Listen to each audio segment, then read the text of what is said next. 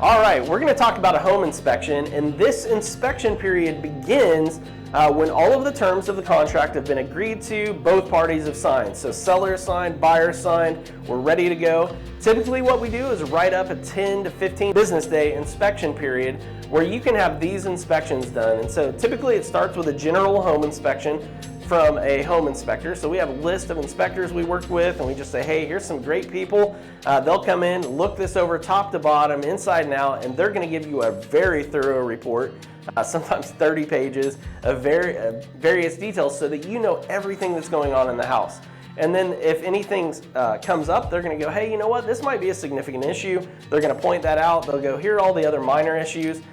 This isn't an opportunity to go, hey, I want every little detail to be fixed.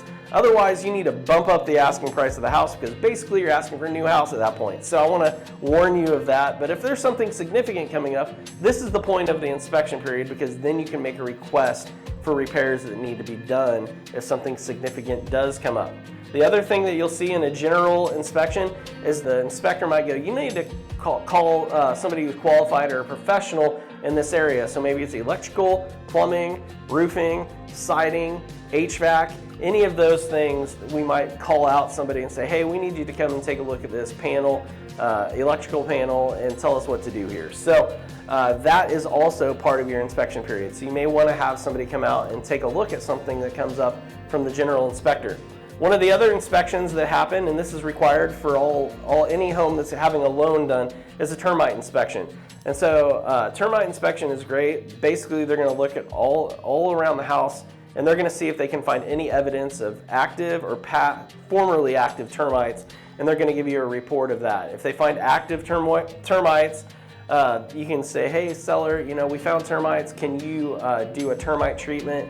And termite treatment will take care of the termites. So termites aren't necessarily a scary thing. It's just they need to be treated. The other thing that you need to do in an inspection, and I would encourage you to do this, you don't have to do it, but that's a radon test. And so radon is a naturally occurring radioactive gas. So it can cause lung cancer in high quantities. And so radon typically seeps up through the ground all around us. Your neighbor might have it and you may not. So it's hard to figure out where it's going to be. You can't pinpoint it down and go, this is an area that has radon. It can vary just by the way the ground moves and the way it releases that gas. So it typically comes up through sump pit wells in your house, and it can come through larger cracks in the basement. So a lot of times basements need to be treated, or even crawl spaces for that matter, that don't have great ventilation. But really, they can put in a system, sucks the air out, and then they retest, and you can find out if that radon mitigation system keeps levels below EPA guidelines. So it's nothing you can just get rid of, like you're outside breathing this normally, but you want to keep it at that level and under. So that's why I would suggest doing radon.